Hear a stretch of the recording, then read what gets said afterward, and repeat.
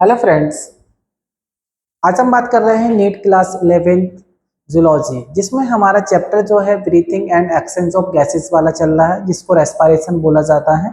इसमें अभी तक 9 लेक्चर जो हमारे यूट्यूब चैनल है उस पर अपलोड हो चुके हैं। आज हम बात कर रहे हैं लेक्चर नंबर 10 की बात कर रहे हैं। ठीक है, 9 तक हमने देखा था, बेसिक इंट्रोडक्शन इसका देखा मैंने, और इसमें क्या इंस्पायरेशन और एक्सपायरेशन की क्या क्या प्रोसेस होती है, इसमें फोर्स रेस्पिरेशन क्या होता है। ठीक है, कि फोर्स रेस्पिरेशन की कैपेसिटी क्या होती है, रेस्टियल कैपेसिटी क्या होता है, रेस्टियल वॉल्यूम क्या होता है। ठीक है, इंस्पायरेटरी रिजर्व वॉल्यूम क्या होता है, एक्सपायरेटरी रिजर्व वॉल्यूम क्या होता है, इन सब के बारे में हमने बात की है। ठीक है, जो कि बहुत ही इंपॉर्टेंट था।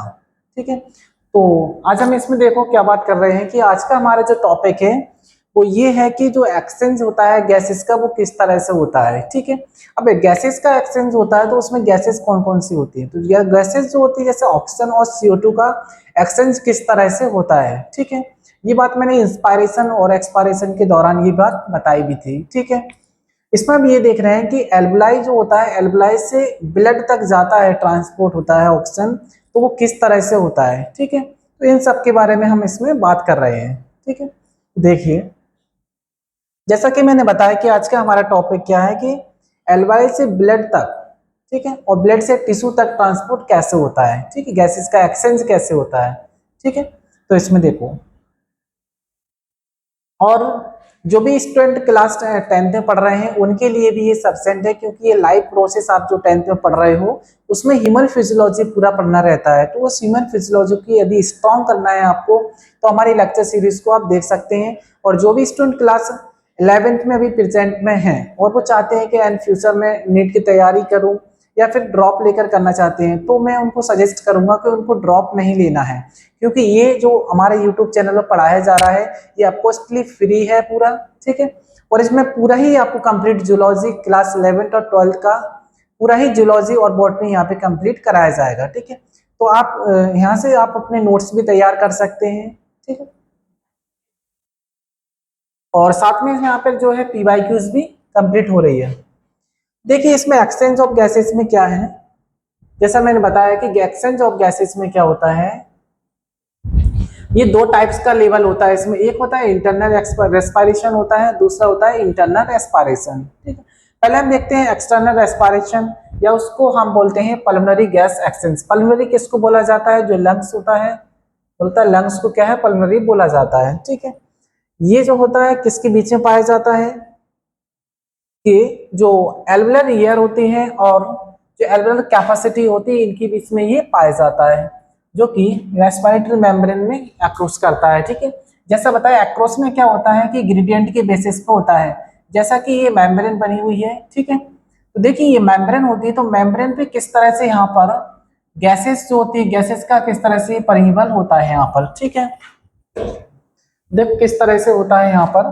ठीक है, तो यहाँ पर देखिए एक्सचेंज होता है। एक्सचेंज कब होगा, यदि मान लो ऊपर का लेवल हाई होता है और नीचे का लेवल जो होगा जब लो होगा, तो इस कंडीशन में ये, ठीक है, यदि ऊपर मान लो ज्यादा प्रेशर है इधर और नीचे कम है तो ये हाई टू लो कंडीशन में जाएगा।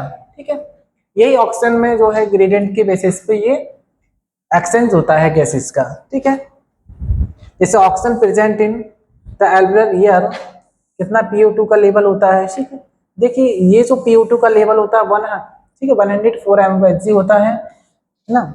It diffuse in the blood of pulmonary capillaries where PO2, देखो PO2 का लेवल जो होता है रेस्ट कंडीशन में कितना होता है, ओनली 40 mmHg होता है। ठीक है, ठीक है, देखो इसको आप समझिए, इसको आप ग्राफ इसके हेल्प से समझ सकते हो। देखो क्या है इसमें, देखो यहाँ पर देखिए ये क्या होता है, ये ब्रोंकाइल्स होता है। ठीक है, ये ब्रोंकाइल्स होता है, यहाँ पर कैपिलरीज होती हैं। ये यहाँ पर क्या है, ये कैपिलरीज, इसके अंदर कैपिलरीज होती हैं कहाँ पर, एल्वुलाई के पास में। ठीक है, अब देखो यहाँ पे भी ब्रोंकाई होता है, उसके बाद ये किस में डिवाइड होता है, इस तरह से ये एल्वुलाई होता है ये।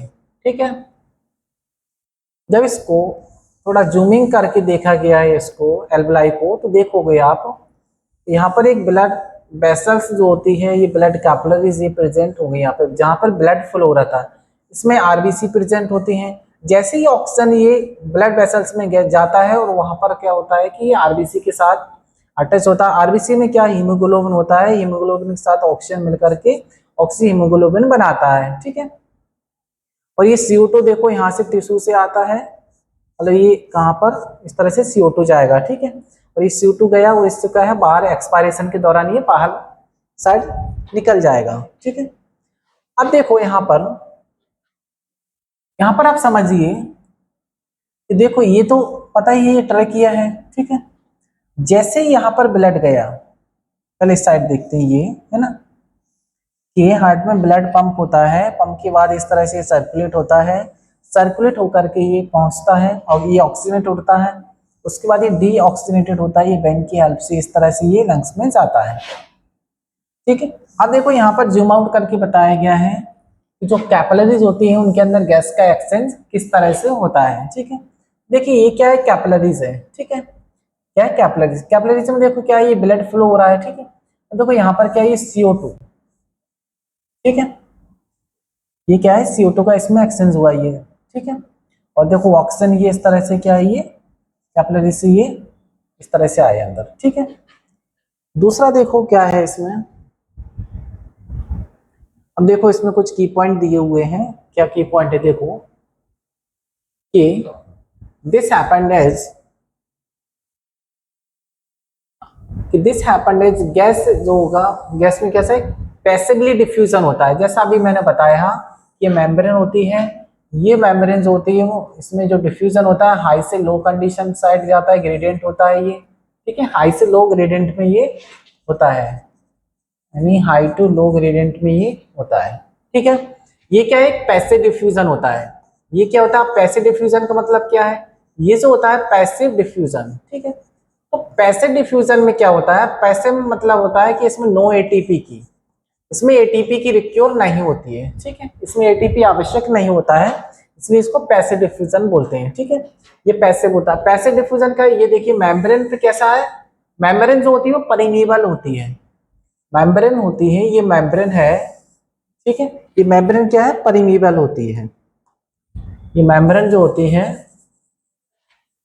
ये क्या है ये परमेबल होती है, मेम्ब्रेन जो होती है ये परमेबल होती है, ठीक है ना। फ्रॉम द एरिया वेयर, जहां पर क्या है ग्रेटर पार्शियल प्रेशर, ग्रेटर क्या है देखो हाई से लो की साइड जा रहा है, यानी greater partial pressure to the area, partial pressure is low, यानी हाई से लो की साइड आता है, ठीक है। The greater the difference in partial pressure the faster rate of diffusion, ठीक है। Similarly PCO2 of alveolar capillaries is 45 mm of Hg at rest and PCO2 is alveolar air is 40 mm of Hg, ठीक है। इसके बारे में हम भी देख रहे हैं, ठीक है। देखिए make CO2 diffuse from the deoxygenated blood of alveolar capillaries into the alveolar until the PCO2 of blood lower to 40 mm of Hg, ठीक है। इसको अभी हम डायग्राम की हेल्प से समझते हैं, पहले इसको हम पढ़ लेते हैं, ठीक है। ठीक कितना है PCO2 क्या है ब्लड में कितना लोअर टू 40 Hg तक जाता है। आफ्टर इंस्पायरेशन और एक्सटर्नल एक्सपायरेशन के दौरान क्या होगा कि blood from एल्वेओलर capillaries that leave the lungs and enter the left atrium has PO2 95 mm of Hg and PCO2 is ठीक है 40 mm of Hg. This blood is transported to different cell of bodies through aorta, ठीक है। ये blood जो होता है different, ठीक है, डिफरेंट सेल्स तक कैसे पहुंचता है, तो ये एओर्टा की हेल्प से ये ब्लड हमारे तक ट्रांसपोर्ट होता है, ठीक है। अब ये एओर्टा क्या होता है, ठीक है, इसको जब इसके बाद हम नेक्स्ट जो हमारा चैप्टर होगा सर्कुलेशन, ठीक है, तो सर्कुलेशन में हम ये पढ़ेंगे कि एओर्टा उसमें क्या होता है, पल्मोनरी वेन्स क्या होती हैं, पल्मोनरी आर्टरीज क्या होती है, इन सब के बारे में, ठीक है। सिर्फ यहाँ पे याद रखना है अभी तो कि एओर्टा जो होता है ये क्या करता है कि सेल्स जो होती हैं बॉडी की जो टिश्यूज होते हैं वहां तक ब्लड को सप्लाई किया जाता है एओर्टा की हेल्प से, ठीक है, which continues with systematic arteries and finally systematic capillaries. ठीक है,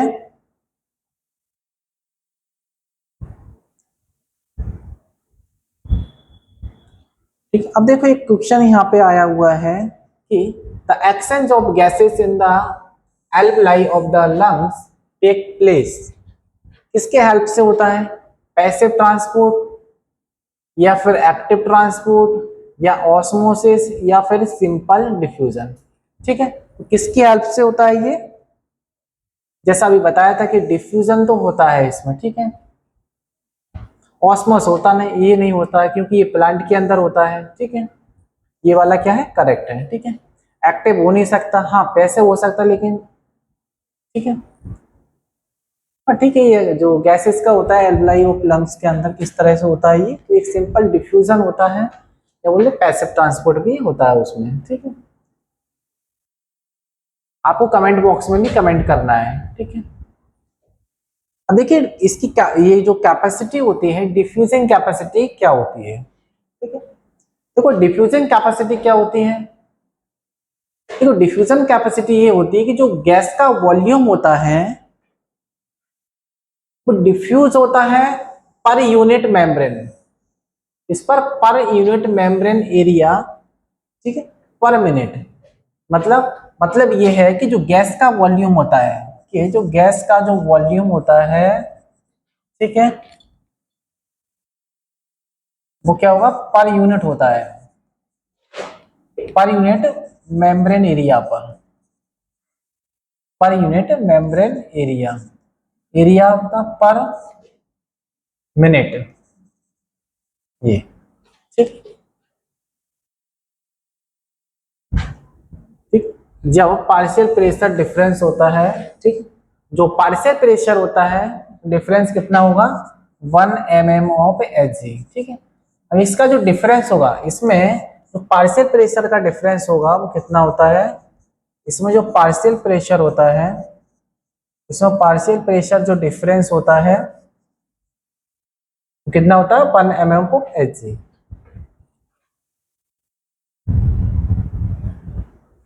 अब देखो इसको समझते हैं, तो देखो यहां पर क्या है, तो एल्वुलर ईयर, इसको थोड़ा समझ लेते हैं। देखो ये क्या है? Alveolar year. ठीक है, मतलब ये एल्वुलाई के अंदर जो ईयर होती है उसकी बात कर रहे हैं। ठीक है, तो कोई एल्वुलाई ईयर में क्या है? अब देखो यहाँ पर ऑक्सीजन का लेवल कितना है और PCO2 का लेवल कितना है, मतलब PO2 का कितना है और PCO2 का लेवल कितना है यहाँ पर। ठीक है, लेकिन यहाँ पर जो ऑक्सीजन या CO2 जो ऑक्सीजन आई होगी, तब जो एटमॉस्फेयर होगा, एटमॉस्फेयर में कितना लेवल होगा इसका? देखो एटमॉस्फेयर में जो ऑक्सीजन का लेवल होता है वो 159 था। ठीक है, इसका है ये O2 का। ठीक है, यानी ये ऑक्सीजन का होता है। उस टाइम क्या है? CO2 का कितना लेवल रहा होगा? तो 0.3% कुछ था ये इसमें। ठीक है, देखो अभी यहां से जब ये एल्वुलर ईयर के अंदर आता है, देखिए वहां पर कितना रह जाता है ऑक्सीजन का प्रेशर। ठीक है, पार्शियल प्रेशर ये PO2 हुआ है ना, PO2 कितना? 104 mm/Hg। उस टाइम PCO2 का कितना होगा वहां पे? ठीक है, 40 mm/Hg। जब यही जो PO2 और PCO2 था, जब ये ब्लड से कैपिलरी से पहुंचता है, ठीक है, जब ये कैपिलरी में पहुंचता है तो देखो कैपिलरी से जब पहुंचता है तो PO2 का लेवल फिर कम हो गया यहाँ पर। अब कितना बचता है यहाँ पे? कैपिलरीज के अंदर PO2 का लेवल जो था वो 95 mm/Hg रह गया। ठीक है, लेकिन यहाँ पर देखो PCO2 का जो लेवल था, लेकिन जो PCO2 का लेवल था उसमें चेंज नहीं आया है। ठीक है, क्योंकि जो एल्वुलर ईयर थी वहां पर भी PCO2 का लेवल उतना ही था, उतना ही लेवल कहां पर? जो एल्वुलर कैपिलरीज होती है उसमें भी PCO2 का लेवल है कितना? 40 mm/Hg है। लेकिन ठीक है, अब ये यहां पर गया। ठीक, अब देखो यहां पर क्या हुआ, जब ये सिस्टमैटिक आर्टरीज, मतलब क्या है, अब ये ब्लड क्या है, ऑक्सीजनेटेड हुआ, अब ये ब्लड क्या है, ऑक्सीजनेटेड हुआ। ये क्या था, देखो ब्लड इंटर होता है टिश्यू कैपिलरीज में, पहुंचा वहां पर, ठीक है। ये तो जो था वो टिश्यू लेवल में यहाँ पर पहुंचा, ठीक है। ये ऑक्सीजनेटेड ब्लड जो था अभी टिश्यू लेवल में पहुंचा यहाँ तक, ठीक है। अभी जब टिश्यू लेवल पर पहुंचता है ऑक्सीजन, तो टिश्यू लेवल से पहुंचता है वहां पर, तो उसमें लेवल क्या है, कम हो जाता है। कैसे, देखो, क्योंकि अब यहां पर गया तो यहां पर क्या हुआ कि जो PO2 का लेवल था अब यहां जाकर के क्या हो जाएगा, वो कम हो जाएगा, ठीक है। और अब यहां पर PCO2 का लेवल जो है ज्यादा हो जाएगा, 40 mmHg हो जाएगा। मतलब क्या है, यहां पर पहले लेवल कम था ऑक्सीजन, अब यहाँ पे देखो टिश्यू लेवल PCO2 का लेवल ज्यादा था तो टिश्यू से ये कैपिलरीज में गया है PCO2, ठीक है। देखो ब्लड से जब ये, ठीक है, कहां पर, टिश्यू कैपिलरीज में गया, ठीक है। मतलब ये है कि जो ब्लड में जो टिश्यू लेवल से ये गया, ठीक है। देखो PCO2 का, अब वहां पर ऑक्सीजन का लेवल कितना हो गया था, 40, PO2 का लेवल कितना हुआ, 40 mm of Hg। अब देखो वहां पर PCO2 का लेवल कितना था, PCO2 का लेवल बढ़ गया। जैसा अभी बताया था कि ग्रेडियंट जो होता है, ग्रेडियंट कैसा होता है, वो हाई टू लो होता है, हाई टू लो, ठीक है। कैसा होता है ये, हाई टू लो, ठीक है। यानी हाई से लो लेवल तक जाता है ये, ठीक है। यानी हाई से लो लेवल तक ग्रेडियंट होता है, ठीक है। यानी ये ग्रेडियंट, ठीक है। ये आपको समझ में आया होगा, ठीक। अगर समझ में आया तो फिर देखो नेक्स्ट पॉइंट देखते हैं क्या है इसमें। तो आप दूसरा आप देखते हैं कि इंटरनल रेस्पिरेशन के बारे में, ठीक है। हम देख रहे हैं कि इंटरनल रेस्पिरेशन या फिर सिस्टमैटिक गैस एक्सचेंज के बारे में, ठीक है। इसमें क्या है कि ये between systematic capillaries and tissue cells में ये, ठीक है, थ्रू बॉडी में, वही चीज उसकी लैंग्वेज लिखी हुई है। एट रेस्ट कंडीशन PO2 जो होगा वो सिस्टमैटिक, हाँ, रेस्ट कंडीशन PO2 इस सिस्टमैटिक कैपिलरीज में कितना होता है, 95 mmHg होता है। PO2 इन टिश्यू के अंदर कितना होता है, 40 mmHg होता है, ठीक है ना। During cellular respiration produce ATP होगा। Auto diffuse in the tissue cells from the systematic blood capillaries at result PO2 in systematic blood capillaries change to 40 mmHg। PCO2 in tissue cells के अंदर कितना होगा, PCO2 का level tissue cells के अंदर बढ़ गया, ठीक है, ड्यू टू द कंडीशन, ठीक है। So due to the continue CO2 production in cell as based product of cellular respiration. हाँ, CO2 जो है क्या है, CO2 बेस्ड प्रोडक्ट है रेस्पिरेशन का, जो कि whereas PCO2 is systematic blood capillaries is 40 mm of Hg, ठीक है। हाँ, ब्लड कैपिलरीज में कम था लेवल PCO2 का, लेकिन टिश्यू लेवल में कितना हो गया, टिश्यू लेवल पे क्या है, PCO2 का लेवल बढ़ गया। कितना हो गया था PCO2 का लेवल, टिश्यू लेवल पर जो था कितना हो गया था, 40 mm of Hg, लेकिन कैपिलरीज में कम था, कैपिलरीज कितना था, 40 mmHg था, ठीक है। As a result CO2 diffuse from the tissue cells into systematic blood capillaries, ठीक है, changing the PCO2 to 40 mmHg in systematic vein, ठीक है। उसी के लैंग्वेज लिखी हुई है जो डायग्राम में समझाया है, ठीक है। मैंने क्या है, आपको डायग्राम समझ में आना चाहिए, ठीक है। ये तो आप बना सकते हो, आपको ये पता होना चाहिए कि PCO2 का लेवल कहां पर कितना है, PO2 का लेवल कहां पर कितना है, ठीक है, क्योंकि क्वेश्चन यहीं से बनता है। अगर आपने अच्छे से डायग्राम समझा है तो आप उसमें थ्योरी अच्छे से याद कर सकते हो, ठीक है। एट कि tissue cell is person on the average use only, हाँ, ठीक है। तो टिश्यू सेल्स जो होती हैं वहां पर क्या है, एवरेजन जो है 25% तक ऑक्सीजन जो होती है यानी ऑक्सीजनेटेड होती है ब्लड में, ठीक है। कितनी 25% तक जो है ऑक्सीजन होती है, प्रेजेंट होती है ऑक्सीजनेटेड ब्लड। मतलब ये है जो ऑक्सीजनेटेड ब्लड होता है उसमें 25% तक ही ऑक्सीजन जो होगी वो प्रेजेंट होती है, ठीक। अब बकाया कहाँ, ठीक है। उसके बाद देखो डीऑक्सीजनेटेड ब्लड जो होगा उसमें 75% तक ऑक्सीजन डिफ्यूज होती है in the during external respiration, ठीक है। कितना 25% ही होती है जो कि ऑक्सीजन ऑक्सीजनेटेड ब्लड में काम आती है ऑक्सीजन, और 75% तक ऑक्सीजन जो होती है वो क्या होती है डीऑक्सीजनेटेड ब्लड में होती है, ठीक है। जो क्या है एक्सटर्नल रेस्पिरेशन के दौरान ये डिफ्यूज होती है, ठीक है। जबकि जब एक्सरसाइज करते हैं, ठीक है, तो क्या होता है ऑक्सीजन का लेवल ज्यादा होता है, यानी ऑक्सीजन का लेवल ज्यादा डिफ्यूज होगा, क्योंकि जब एक्सरसाइज करोगे आप एक्सरसाइज ज्यादा करते हैं तो ऑक्सीजन का लेवल ज्यादा डिफ्यूज होता है from blood to cell.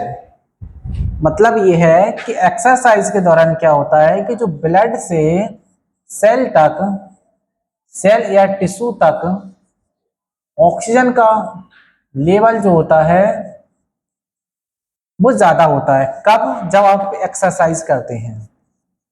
Exercise के दौरान क्या होता है कि ब्लड से कैपिलरीज तक जो ऑक्सीजन का लेवल होता है वो ज्यादा जाएगा, क्योंकि ऑक्सीजन का लेवल इजीली बढ़ेगा। ये क्या है मोर ऑक्सीजन होगा यहाँ पर, ठीक है। ऑक्सीजन का लेवल ज्यादा रहता है, डिफ्यूज होगा फ्रॉम ब्लड इनटू सेल, ठीक। और ऑक्सीजन लेवल जब कम होगा तो डीऑक्सीजनेटेड ब्लड बिलो 75% से कम हो जाएगा, ठीक है।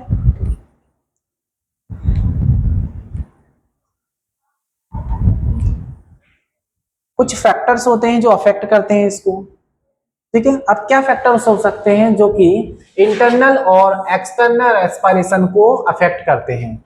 जो इंटरनल एक्सटर्नल रेस्पिरेशन की जो रेट होती है उसको अफेक्ट करते हैं। तो एक तो पार्शियल प्रेशर का डिफरेंस जो होता है, यानी पार्शियल प्रेशर डिफरेंस जो होता है गैसेस के बीच में, ये इसको अफेक्ट करता है, ठीक है। कैसे अफेक्ट करता है? जो पार्शियल प्रेशर होता है, पार्शियल प्रेशर ऐसे अफेक्ट करता है, देखो एटमॉस्फेयर में कुछ लेवल और था, जब एल्वियोलर एयर के अंदर आता है तो वहां पर लेवल कुछ और हो जाता है, जब कैपिलरीज में पहुंचता है तो ऑक्सीजन के लेवल वहां पर भी चेंज हो जाता है, ठीक है। जब टिश्यू तक पहुंचता है तो वहां पर भी ऑक्सीजन का लेवल PO2 का लेवल कम हो जाता है। तो इसकी क्या बोल सकते हैं, पहला क्या इफेक्ट होता है, पार्शियल प्रेशर का डिफरेंस होता है, यानी पार्शियल प्रेशर का डिफरेंस होता है गैसेस का, ठीक है। यानी गैसेस का पार्शियल डिफरेंस कैसे देखो, the rate of diffusion of gases is directly proportional to the partial pressure difference of gases. कैसा होता है? डायरेक्टली प्रोपोर्शनल होता है, ठीक है। किसके? प्रेशर जो होता है गैसेस के डिफरेंस पे, जो कि एक सेमी परिवल मेम्ब्रेन, ठीक है। देखो PO2 इज हायर होता है रेस्ट कंडीशन में, क्या PO2 इज हायर होता है कहां पर? एल्वलाई के अंदर, एंड लोअर होता है एल्वुलर कैपिलरीज के अंदर। लेकिन कम कहां पर होता है? सबसे ज्यादा कहां पर देखने को मिलेगा PO2? वो एल्वुलाई के अंदर देखने को मिलेगा, और सबसे कम जो होता है वो एल्वुलाई कैपिलरीज के अंदर, ठीक है। ठीक है, PO2 diffusion the alveolar blood. Similarly, during normal breathing, PO2 is higher in the, इस तरह से फिर PO2 का लेवल देखते हैं नॉर्मल कंडीशन में। PCO2 का हायर लेवल होता है, यानी 45 mmHg होता है, ठीक है। वो कितना होता है? एल्वुलर कैपिलरीज के अंदर होता है। और इसका लो लेवल कहां पर होता है? ठीक है, PCO2 का लो लेवल जो होता है वो एल्वुलाई के अंदर होता है, जो कि 40 mmHg होता है, ठीक है। यहां से क्वेश्चन बन भी सकता है, ठीक है, कि एट रेस्ट कंडीशन में हाई लेवल ऑफ PO2 का कितना होता है, ठीक है, और एट रेस्ट कंडीशन में लो लेवल कितना होता है PO2 का। इस तरह से CO2 का भी पूछ सकते हैं, है ना, PCO2 का लेवल भी पूछ सकते हैं। ये आपको कुछ पॉइंट है जो याद रखना है, ठीक है। ठीक है, कार्बन डाइऑक्साइड वॉल्यूम शेयर करते हैं, ठीक है, ये एटमॉस्फेयर में during exercise PO2 and PCO2 alveolar air pulmonary blood capillaries increasing, हाँ ठीक है, ड्यूरिंग एक्सरसाइज के दौरान ये बढ़ता है, ठीक है। The larger partial pressure difference oscillate करता है, हाँ, रेट ऑफ गैस डिफ्यूजन की बढ़ाता है ये। जब भी आप हाई एल्टीट्यूड पर जाते हैं तो जो एटमॉस्फेरिक प्रेशर होता है वहां का कम हो जाता है, ठीक है। So due the PO2 in the alveoli के अंदर oxygen diffuse slowly in the blood at high altitude, तो वहां पर हाई एल्टीट्यूड सिकनेस हो जाता है, रिजल्ट इन द क्या क्या देखने को मिल सकता है, हेडेक हो सकता है, नौसिया है ना, फटीग, शॉर्टनेस ऑफ ब्रीथ। इसका मतलब ये है, देखो इसको समझते हैं।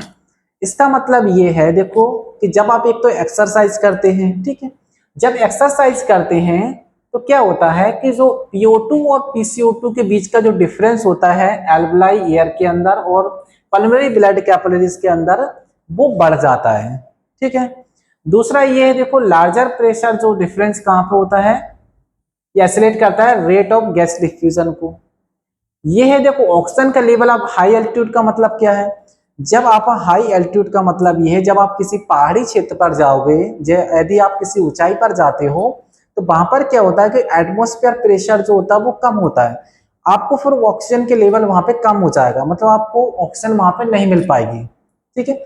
जब ऑक्सीजन नहीं मिल पाएगी तो वहां पर क्या क्या सिम्टम्स देखने को मिलेंगे, आपको हेडेक हो सकता है, ठीक है, आपको नौसिया हो सकता है, ठीक है, फटीग हो सकता है, शॉर्टनेस ऑफ ब्रीथ हो सकती है, मतलब सांस कम ले सकते हैं। ऐसा तो क्या उस कंडीशन में फिर आगे क्या होगा, आगे ये होगा कि वहां पर क्या होता है, एक तो जो ऑक्सीजन ग्राफ होता है वो ग्राफ चेंज हो जाता है, ठीक है।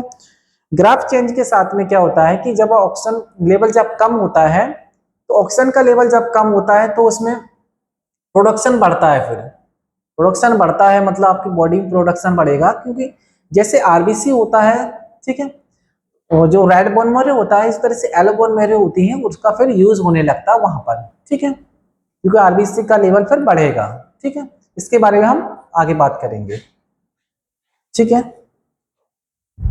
तो देखो अब देख लेते हैं इसमें लेवल। देखो एक टेबल दी हुई है यहाँ पे, क्या क्या प्रेशर दिया हुआ है, ठीक है, कि ऑक्सीजन का और ठीक है O2 और CO2 का लेवल बढ़ना है, ये डिफरेंस पार्ट ऑफ बॉडी के अंदर क्या क्या होता है। तो देखो रेस्पिरेटरी गैस तो ऑक्सीजन और CO2 होती है, ठीक है। देखो एटमॉस्फेयर एयर होता है, इसके अंदर ऑक्सीजन का लेवल कितना होता है 159, CO2 का लेवल कितना होता है 0.3, ठीक है। एल्वलाई के अंदर देखो ये देखा है अभी कि PO2 का लेवल कितना था, इस चार्ट को आप अच्छे से याद कर सकते हो, ये चार्ट जो है इंपॉर्टेंट है, ठीक है, ये चार्ट क्या है, ये इंपॉर्टेंट है, ठीक है। देखिए एटमॉस्फेयर में कितना हो गया ये लेवल, एल्वलाई के अंदर कितना होता है ऑक्सीजन का 104, PCO2 का लेवल कितना होता है 40।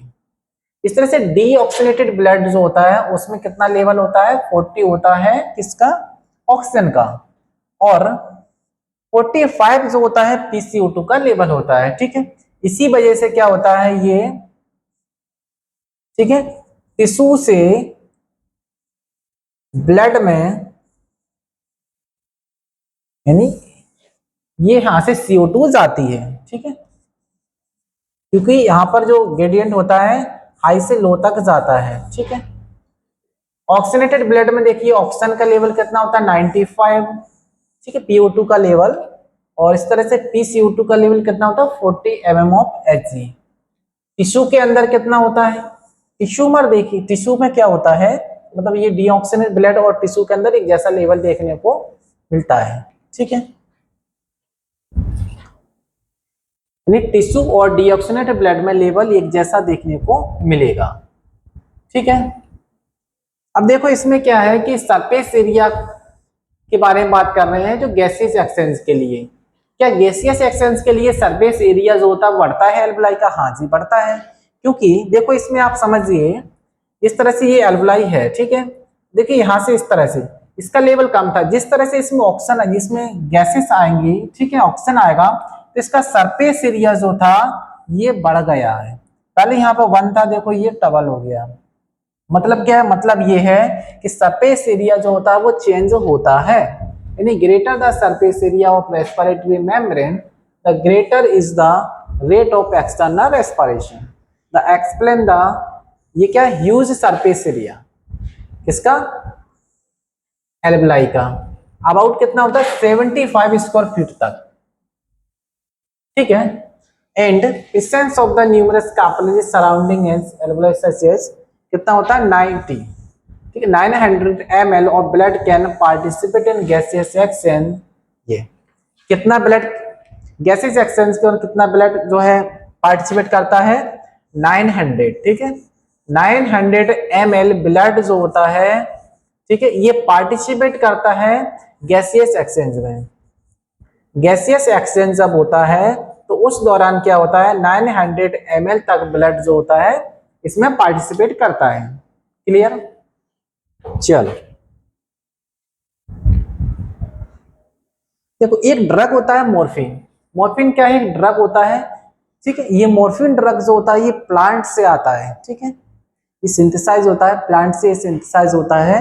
और ये ड्रग जो होता है ये आपके नर्वस सिस्टम को ब्लॉक कर सकता है, ठीक है ठीक। एक ड्रग क्या है? मॉर्फिन, ठीक है ये क्या कर देता है? स्लो डाउन करता है वेंटिलेशन। वेंटिलेशन में क्या होता है? इंस्पायरेशन और एक्सपायरेशन को ये कम कर देता है, ठीक है कैसे कर देता है वेंटिलेशन को? क्योंकि ऑक्सीजन का PO2 और जो PCO2 का लेवल होता है एल्वुलाई के अंदर उसको ये कम कर देता है और ये कम कर देता है गैसियस एक्सचेंज को ये कम कर देता है, ठीक है एल्वुलाई अब हायर वेस्कुलाइज होती है जिससे, ठीक है यानी किसके प्रेजेंस में?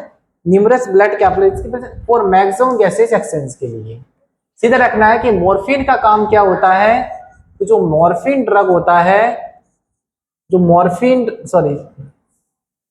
मॉर्फिन ड्रग होता है ये क्या है? सिंथेसाइज होता है प्लांट से, ये सिंथेसाइज होता है प्लांट से, ठीक है और ये जो है ब्लॉक कर देता है आपके सेंट्रल नर्वस सिस्टम कर सकता है, यानी नर्वस सिस्टम जो होगा, ठीक है नर्वस सिस्टम को ये ब्लॉक करता है, ठीक है और क्या करता है ये ब्लॉक किसको करता है कि PO2 और PCO2 का लेवल जो होता है उसको ये क्या कर देता है? डिक्रीज कर देता है, ठीक है डिक्रीज कर देता है एल्वुलाई के अंदर। तो एल्वुलाई था उसके अंदर ये कम कर देता है, ठीक है अब देखो, ठीक है अब देखो इसमें, ठीक है ये वही चीज है कि इस तरह से देखो ऑक्सीजन का आया लेवल, इस तरह से ये CO2 बाहर निकल रही है, ऑक्सीजन अंदर आती है CO2 बाहर गई हुई है, ठीक है इस तरह से ये पल्मोनरी आर्टरीज होती हैं।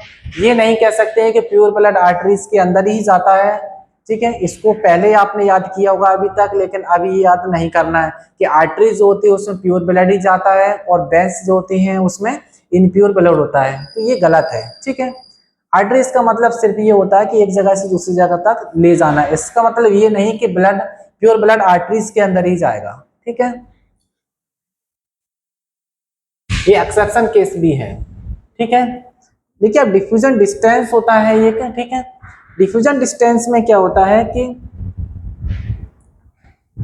हाँ ठीक है हाँ देखो सॉल्युबिलिटी देखें गैस की क्या है कि गैस की सॉल्युबिलिटी ये होती है कि O2 जो होता है वो एक्सपेक्टेड होता है, ठीक है कि oxygen is expected to diffuse across the respiratory membrane कितने टाइम तक 1.2 टाइमर फास्टर होता है बिकॉज लॉर्ज मॉलिक्यूलर वेट, ठीक है तो सॉल्युबिलिटी ऑफ PCO2 की कितनी होती है, सॉरी जो कार्बन डाइऑक्साइड की जो सॉल्युबिलिटी होती है प्लाज्मा के अंदर वो कितनी होती है 20 से लेकर 25 टाइमर तक हायर होती है देन ऑक्सीजन की। यदि ऑक्सीजन के कंपैरिजन में हम बात करते हैं, ठीक है ऑक्सीजन के कंपैरिजन में बात करते हैं तो CO2 में ज्यादा होती है एज कंपेयर टू सॉरी, ठीक है यानी क्या है ऑक्सीजन के लेवल, ये ऑक्सीजन होता है ये CO2 होता है, CO2 में क्या है ज्यादा होता है एज कंपेयर टू इसके, एज कंपेयर टू इसमें देखेंगे ऑक्सीजन से ज्यादा CO2 में ये जो है ज्यादा होता है, ठीक है सॉल्युबिलिटी इसमें ज्यादा हो, इसमें सॉल्युबिलिटी क्या है ये सॉल्युबिलिटी जो होती है वो ज्यादा होती है, इसमें सॉल्युबिलिटी थोड़ी कम होती है मतलब 1.2 होती है, इसमें जो है 20 से लेकर के 25% तक की टाइमर मोर होती है ये, ठीक है सॉल्युबिलिटी के बारे में बात की है, ठीक है देखो अब ये डाइवर पैरालिसिस क्या है, डाइवर पैरालिसिस क्या होता है या फिर केजन डिसीज या फिर बैंड डिसीज क्या होती है, ठीक है तो पहले ये समझ लेते हैं क्या, पहले इसमें थोड़ा पढ़ लेते हैं वैसे, ठीक है केजन क्या होता है, एक तो केजन डिसीज किसके बेसिस पे रखी हुई है, केजन का मतलब क्या होता है, जो भी आप जब स्विमिंग वगैरह करते हैं किसी समुद्र, जब गहराई तक अंदर जाते हैं, उसको पहन करके जो जैकेट टाइप की होती है केजन बोला जाता है, जिसमें नाइट्रोजन गैस भरी होती है, ठीक है। इसकी वजह से क्या आप डूबते नहीं हो, उससे बाहर आ जाते। जैसे जब वो जैकेट पहनकर आप अंदर जाते हो, लगभग 1000 फीट तक आप ओशियन समुद्र जब नीचे जाते हो, जब बाहर आते हो तो उसमें क्या होता है कि वहां पे नाइट्रोजन का लेवल जो था वो थोड़ा कम की वजह से, ठीक है, थोड़ा आपको एक डिसीज हो सकती है, इसको बोलते हैं केजन डिसीज, ठीक है। केजन डिसीज या फिर बोल सकते हैं डिकम्प्रेशन सिकनेस, ये क्या है, बाय डीप सी डाइवर्स होता है, ठीक है, अंडर वाटर ब्रीथिंग के दौरान इनकी rapid action from the deep dive, ठीक है। एटमॉस्फेरिक एयर जो होती है 78% तक होती है, नाइट्रोजन होती है। जब हम इनहेल करते हैं एटमॉस्फेयर एयर तो भी इनहेल, साथ में नाइट्रोजन को भी इनहेल करते हैं, और जब एक्सेल करते हैं तो नाइट्रोजन को जितना इनहेल किया गया है उतना ही नाइट्रोजन को हम एक्सेल करते हैं। एट एटमॉस्फेयर प्रेशर जो होता है सी लेवल का, अब वो सी लेवल से ज्यादा होता है, ठीक है, तो नाइट्रोजन इज इनसॉल्युबल हो जाती है वाटर के अंदर, क्या हो जाती है, इससे क्या होता है, नाइट्रोजन जो थी वाटर के अंदर वो इनसॉल्युबल हो जाती है। Therefore nitrogen does not diffuse through the respiratory membrane in the alveolar is out depth more than कितना होता है 10,000 फीट, ये चीज, ठीक है। तो diverse cylinder become the soluble in water, ठीक है, हेनरी लॉ ने बताया था बिकम सॉल्युबिलिटी के लिए वाटर के अंदर क्या है, सिलेंडर लेकर जाना, डाइवर्स सिलेंडर होती है। Nitrogen become soluble in water के अंदर, ये हेनरी लॉ ने बताया था। ऐसा क्यों, क्योंकि जो डाइवर्स सिलेंडर्स होते हैं उनके प्रेजेंट होता है ये नाइट्रोजन इंस्पायर ये चीज, ठीक है। इसलिए डिसीज देखना था, ठीक है। अब देखो, ठीक है, आप देखिए कि the partial pressure in MF oxygen और कार्बन डाइऑक्साइड का बताइए एल्बलाई के अंदर कितना होता है, ठीक है, ये नीट 2021 में ये पूछा गया था, ठीक है। तो ये आपको मालूम होगा क्या ये वाला है, क्या ये सीधा आप बताइए कि एल्बलाई के अंदर कितना प्रेशर था। यदि इसकी जगह कैपिलरीज का कभी पूछ सकते हैं कि कैपिलरी के अंदर कितना होता है, ठीक है, या आपसे ये पूछ सकते हैं कि टिश्यू के अंदर कितना लेवल होता है, ठीक है। यहाँ से कोई सा भी क्वेश्चन बन सकता है, क्योंकि जब यहाँ से बन गया है तो यहाँ से या यहाँ से बन सकते हैं, इसलिए आपको लेवल याद रखना है, PO2 और PCO2 का लेवल आपको याद करने हैं, ठीक है, जो चार्ट बताया था वो याद करना है।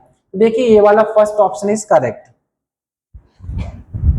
ठीक है। देखिए ये क्या है, इस तरह से मैंने आपको ये भी बताया था, ठीक है। सो आई होप कि आपको समझ में आया होगा। आज के हमारा लेक्चर जो था ये फिनिश होता है, ठीक है। और इसके बाद 11th लेक्चर जो है हमारा, उसमें भी हम ट्रांसपोर्ट देखेंगे ऑक्सीजन का, और इसके बाद CO2 का ट्रांसपोर्ट देखेंगे। आई होप कि यदि आपको समझ आया है तो आप अच्छे से अच्छे बेहतर यहाँ से नोट्स तैयार कर सकते हैं और अपने दोस्तों को भी शेयर कर सकते हैं, ठीक है। Thank you.